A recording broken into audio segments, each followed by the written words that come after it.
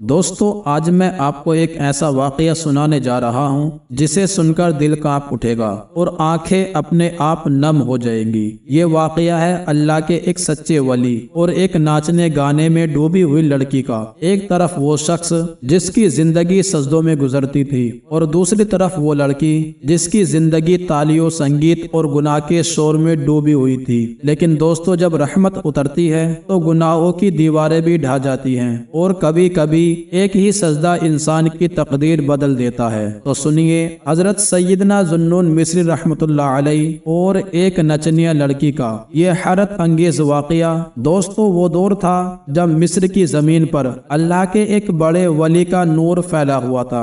हजरत सैयदना जुन्नून मिस्री रहमतुल्लाह अलैहि का दौर, उसी दौर में उसी शहर में एक लड़की थी जो अपने नाच और गाने की वजह से पूरा माहौल बिगाड़ रही थी। वो रक्स करती थी, वो नाचती थी, वो गाने गाती थी। उसके म्यूजिक का अंदाज इतना अलग था, इतना यूनिक था कि लोग पीछे चले आते थे। लड़के उसके नाच को देखते, उसकी अदाओं में फंसते और दिन ब दिन उसके दामे फरेब में मुब्तला होते चले जाते। एक दिन मोहल्ले के कुछ शरीफ लोग परेशान होकर हजरत सैयदना जुन्नून मिस्री के पास आए और अर्ज करने लगे, ऐ अल्लाह के वली, हमारे मोहल्ले में एक लड़की आ गई है जो इतना अच्छा नाचती गाती है कि नौजवान तबाह हो रहे हैं। आपके ताल्लुकात बादशाहों तक हैं, आपकी पहुंच ऊंचे ऊंचे लोगों तक है। बस एक काम कर दीजिए, उस लड़की को हमारे मोहल्ले से निकाल दीजिए, हमारे शहर से निकाल दीजिए। हजरत जुन्नून मिस्री रहमतुल्लाह अलैहि बड़ी तसल्ली से फरमाते हैं, अच्छा मुझे ये बताओ, तुम नाच बंद कराना चाहते हो या लड़की को निकालना चाहते हो? लोगों ने कहा, हमें तो सिर्फ नाच बंद कराना है।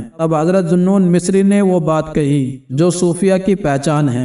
हजरत जुन्नून मिस्री ने फरमाया, अगर हम उसे यहाँ से निकाल देंगे तो वो किसी और मोहल्ले में नाचेगी, किसी और शहर में जाकर वही गंदगी फैलाएगी। यहाँ जुन्नून मिस्री है, वहाँ कौन जुन्नून मिस्री होगा? दोस्तों, यही सूफिया का तरीका होता है। वो गुनाह से नफरत करते हैं, गुनाहगार से नहीं। वो बीमारी से नफरत करते हैं, बीमार से नहीं। फिर हजरत जुन्नून मिस्री फरमाते हैं, अगर नाच बंद कराना है तो इंशाअल्लाह ताला ये काम अब मुझ पर छोड़ दो। दोस्तों, हजरत सैयदना जुन्नून मिस्री रहमतुल्लाह अलैहि ने उस लड़की के पास अपने एक मुरीद, अपने खादिम को भेजा और फरमाया, जाओ उस लड़की से पूछो कि वो एक रात में कितना कमा लेती है। खादिम गया और जाकर अदब से पूछा, ऐ लड़की, हमारे पीरो मुर्शिद हजरत जुन्नून मिस्री पूछते हैं कि तुम एक रात में कितनी रकम कमा लेती हो? लड़की ने बेझिझक कहा, इतने हजार। खादिम ने कहा, ठीक है, आज की रात इतनी ही पूरी रकम हमारे पीरो मुर्शिद तुम्हें दे देंगे, लेकिन शर्त यह है, आज की रात तुम नाचोगी नहीं, किसी को अपने घर नहीं बुलाओगी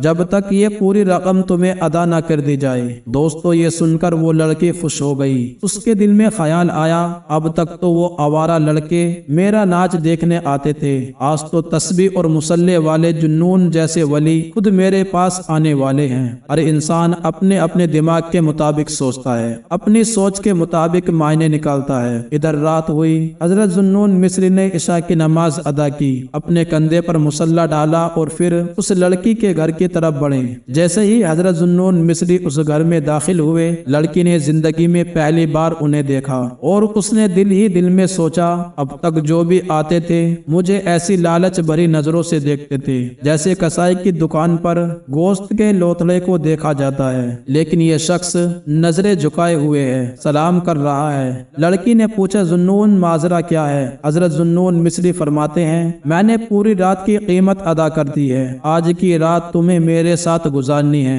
लड़की चौंक गई और बोली, क्या मतलब? हजरत जुन्नून मिस्री मुस्कुराकर फरमाते हैं, बेटी, आज हम रात भर नमाज पढ़ेंगे। सोचिए दोस्तों, इतनी आवारा जिंदगी जीने वाली लड़की को सुधारने के लिए हजरत जुन्नून मिस्री ने किस चीज का सहारा लिया?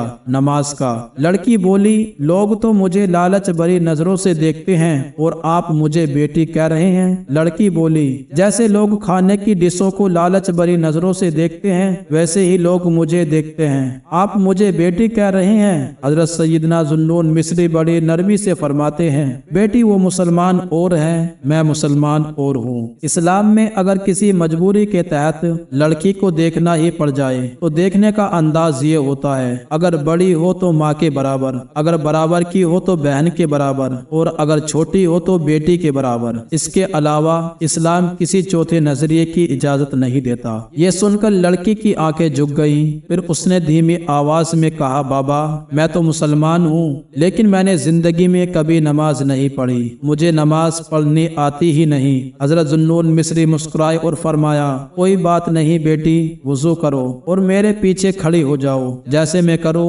वैसे ही मेरी नकल करना। दोस्तों तवज्जो कीजिए, यही है नमाज।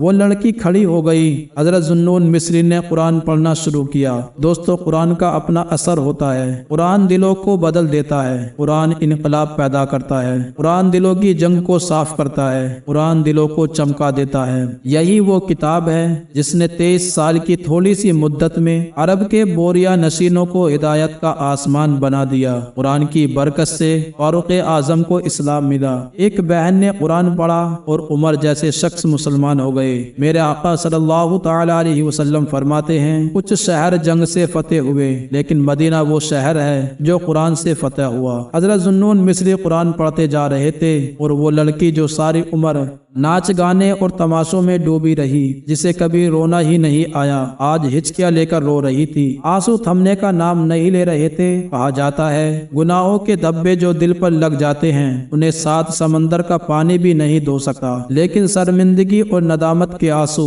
दिल के धब्बों को धो दिया करते हैं। जहन्नम की आग को दुनिया का कोई पानी नहीं बुझा सकता, लेकिन गुनाहगार की आंख से अल्लाह के डर से निकला आंसू जहन्नम की आग को भी बुझा देता है। हजरत जुन्नून मिस्री नमाज पढ़ते रहे, कुरान की तिलावत करते रहे और वो रक्कासा, वो नचनिया हमक हमक कर रोती रही। हजरत जुन्नून मिस्री ने अल्लाहु अकबर कहा, रुकू में गए, फिर सजदे में पेशानी रख दी। लड़की ने भी उनकी नकल करते हुए सजदे में सिर रख दिया। हजरत जुन्नून मिस्री दिल से दुआ करने लगे, मौला बहुत मेहनतों से इसे यहाँ तक लाया हूँ, यहाँ तक लाना मेरा काम था, इसके आगे संभालना तेरे करम पर है। अगर तेरे करम ने सहारा न दिया तो दुनिया की कोई ताकत इसे दूसरा सजदा नहीं करवा सकती। दोस्तों जब हजरत जुन्नून मिस्री ने सजदे से सर उठाया, नमाज पूरी की, तो देखा वो लड़की वहाँ नहीं थी, वो गायब हो चुकी थी। ना रक्कासा मिली ना नचनिया मिली। वो लड़की बीते हुए वक्त का एक भूला बिसरा किस्सा बन चुकी थी।